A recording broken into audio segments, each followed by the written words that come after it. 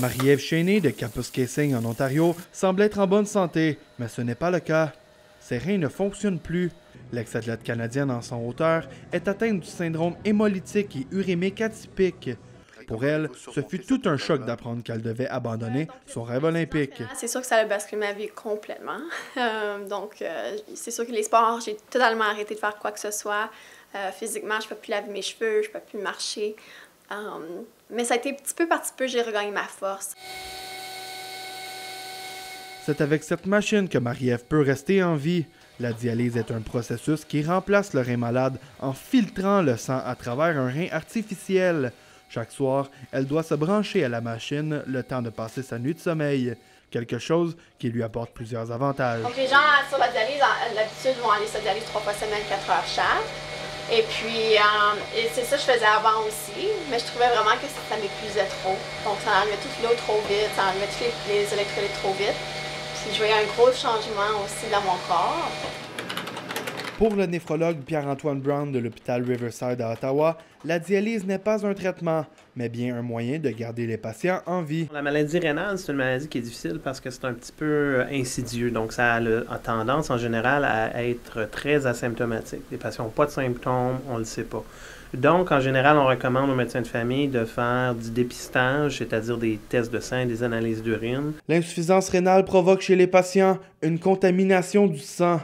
Lorsque les reins ne fonctionnent plus, le sang ne peut plus se débarrasser de déchets comme l'urée et la créatinine.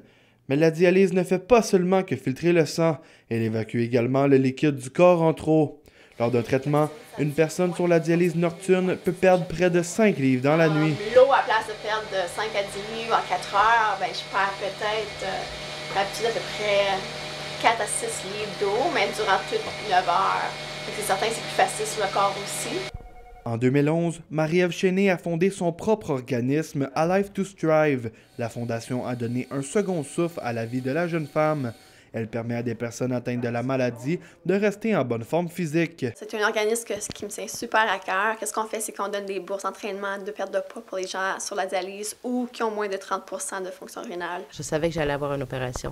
Je devais m'entraîner. Mais les gymnases, c'est quand même cher. Puis j'ai appliqué pour une bourse et on m'a l'octroyé. Ce qui m'a permis donc de m'entraîner dans un gymnase supervisé avec un entraîneur pour être là en meilleure forme possible pour subir mon opération. Déjà affaiblis par la maladie, les patients atteints d'insuffisance rénale vont même jusqu'à hypothéquer leurs reins. Une machine d'hémodialyse peut coûter jusqu'à 35 000 $. Et ça, c'est sans compter les nombreuses visites à l'hôpital. Les cas d'insuffisance rénale sont très fréquents dans la région d'Ottawa. C'est plus de 35 % de la population qui en est affectée.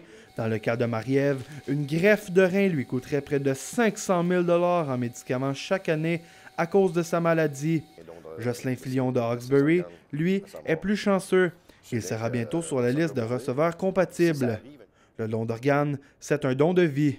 Signez votre carte, vous pouvez sauver plein de vies, puis moi j'appelle ça mourir en héros. Samuel Lévesque pour La Cité, à Ottawa.